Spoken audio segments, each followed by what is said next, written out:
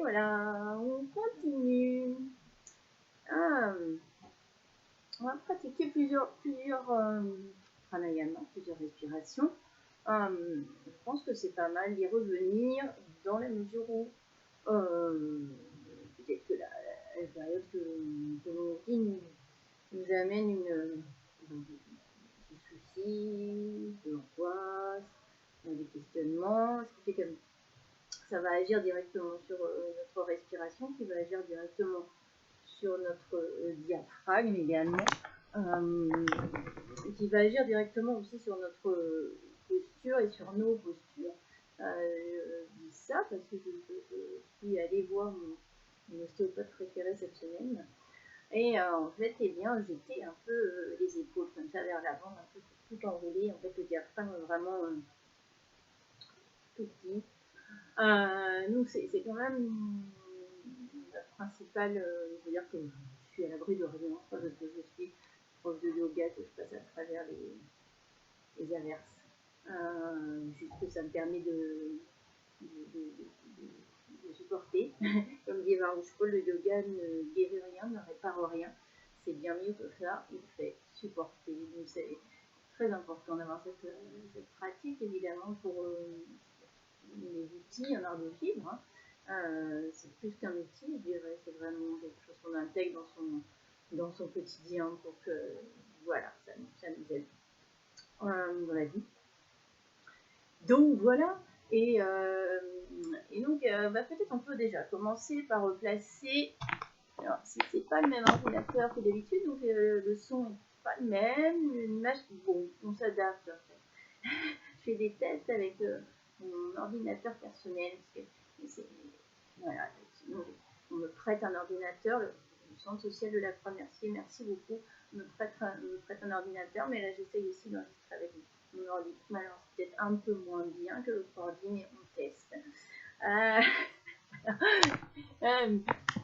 Donc placez ses mains au niveau de ses côtes, et toujours assis en fait.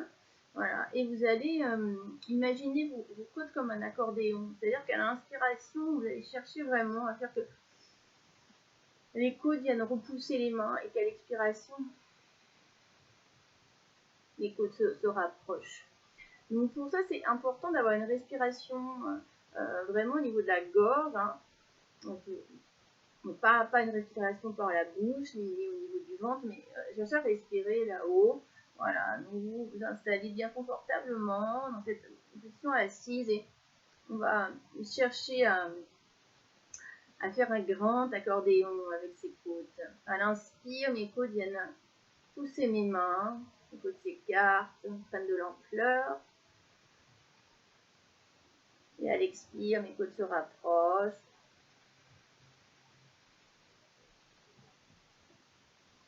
Inspire, les côtes poussent les mains.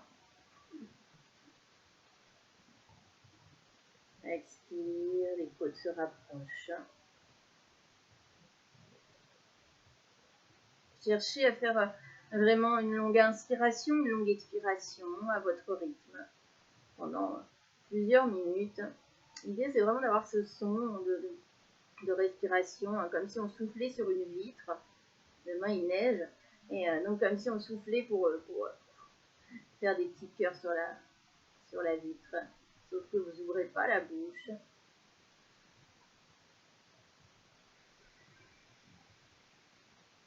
Vous devez vraiment sentir vos mains qui, au gré de votre souffle, s'écartent à l'inspiration et se rapprochent à l'expiration.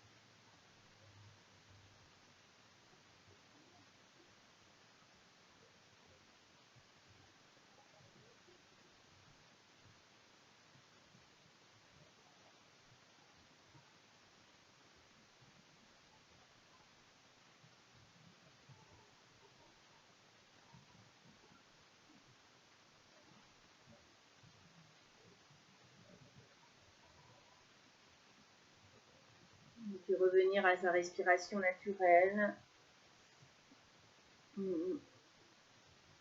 Observer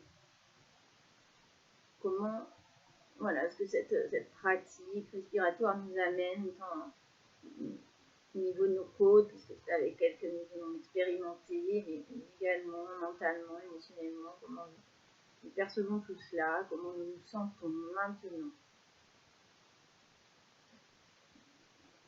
On peut avoir un esprit plus clair, en tout cas avoir l'impression d'avoir été rafraîchi au niveau de notre cerveau.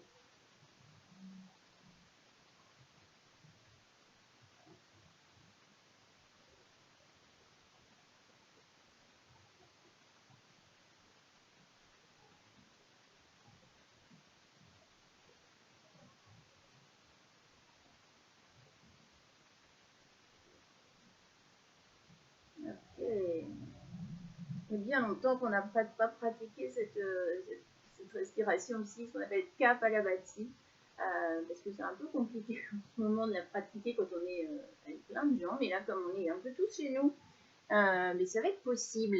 Kapalabhati, en fait, c'est comme si on se mouchait un petit mouchoir, c'est comme si on faisait... Et quand on fait... Eh bien, le ventre se rentre, ok, et quand on inspire, quand on expire, le ventre se rentre, et quand on inspire, le ventre vient se gonfler légèrement. Voilà pourquoi. Je ne sais pas quand est-ce qu'on pourra la pratiquer ensemble. Bon, mais en tout cas, on peut le faire aujourd'hui. Voilà, vous pouvez. Voilà. Ce qui se passe, c'est que voilà, donc quand je viens, en fait l'idée c'est j'inspire et après je vais expirer, mon ventre se rentre, inspire, le ventre se gonfle, expire, le ventre se rentre.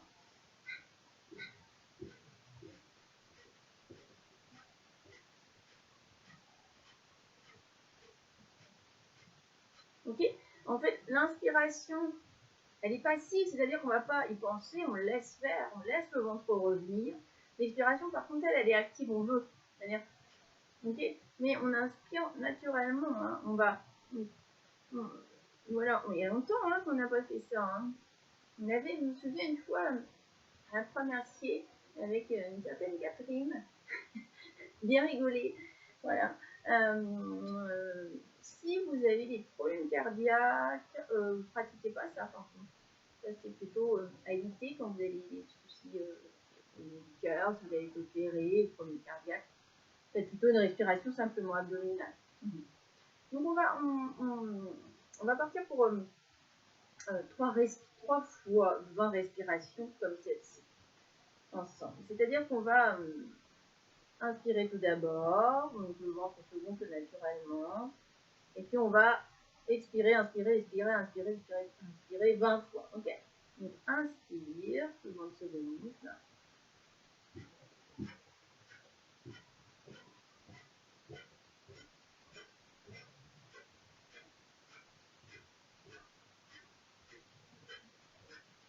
Inspire. Amène le menton vers la poitrine, maintient poumon plein quelques instants. Et puis, on reprend une respiration naturelle.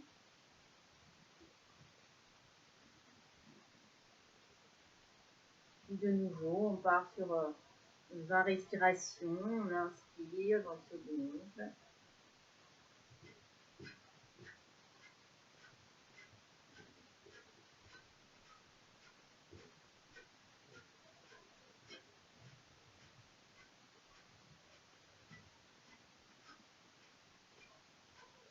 Inspire. Amène le menton vers la poitrine, reste poumon plein, quelques instants.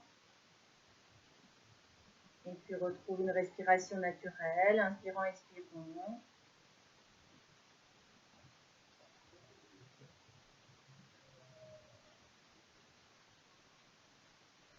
Une dernière fois, 20 respirations, inspire, le ventre se gonfle.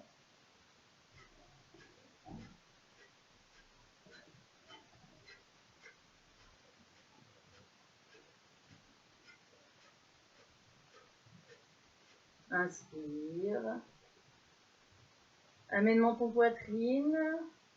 Reste poumon plein quelques instants. Et bien relâcher. Retrouve une respiration naturelle. Observe les sensations. Cette pratique de Kapalabhati, ça veut dire crâne médissant, nous permet vraiment de nettoyer notre cerveau, comme si on passait un bon coup de balai dans notre cerveau, d'apaiser notre mental. Donc l'idéal, comme je disais en tout début de pratique, aujourd'hui, c'est de ne pas avoir mangé trop avant de pratiquer cela, hein, sinon vous n'êtes pas, mais vraiment plutôt à jeun le matin, c'est très très bien, ou alors à distance des repas ou d'éviter les grands hôtels. Voilà, Kapalabhati, c'est parfait pour vraiment apaiser notre mental. Voilà, je me rapproche un peu. On a d'autres pratiques également, de la respiration. On peut, celle-ci est super aussi pour vraiment reposer le mental. Vous connaissez, hein, c'est la respiration carrée. Je vais vous proposer sur plein de séances et puis aussi sur ces vidéos-là.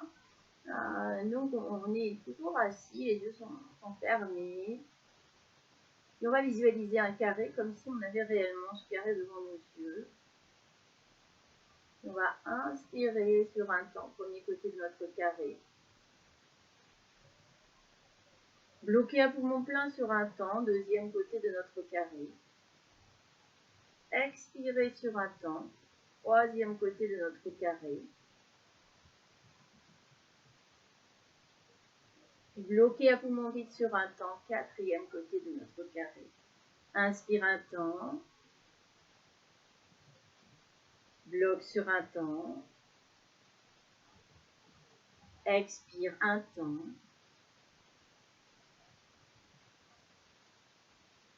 Bloque sur un temps.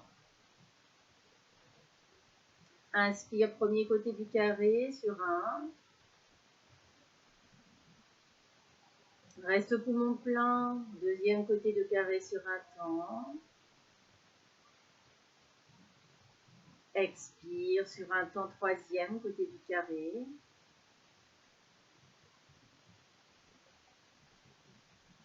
Puis reste à poumon vide sur un temps, quatrième côté du carré. Et chacun va aller à son rythme, parce qu'il est toujours important d'aller à son rythme. En visualisant le carré, vous pouvez faire sur un temps, mais ou sur 2 temps, 3 temps, 4 temps, 5 temps, 16 temps, 20 temps. ça arrive, hein, les grands yogis. Voilà, vous découvrirez que vous êtes peut-être un grand yogi, en fait, vous ne le saviez pas. Alors c'est chouette de faire cette expérience-là. Voilà, nous poursuivons cette pratique de respiration carrée.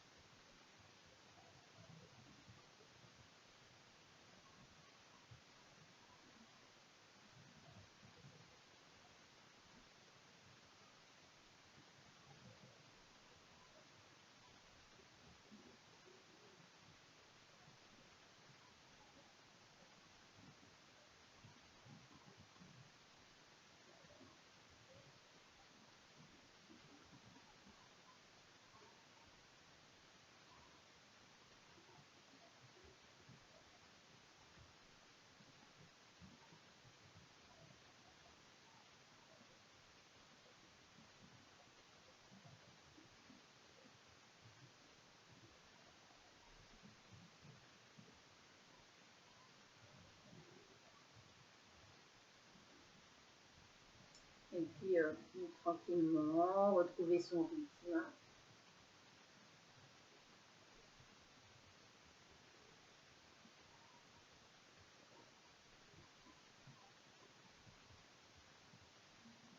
Observer les sensations. Comment nous pouvons percevoir tant notre silence intérieur que le silence autour de nous également. Comment, par ces pratiques de respiration, on peut vraiment être davantage en soi, se recentrer, s'apaiser, se reconnecter à soi-même par le souffle, qui peut toujours nous permettre vraiment de nous reconnecter à nous-mêmes, puisque le souffle est la vie.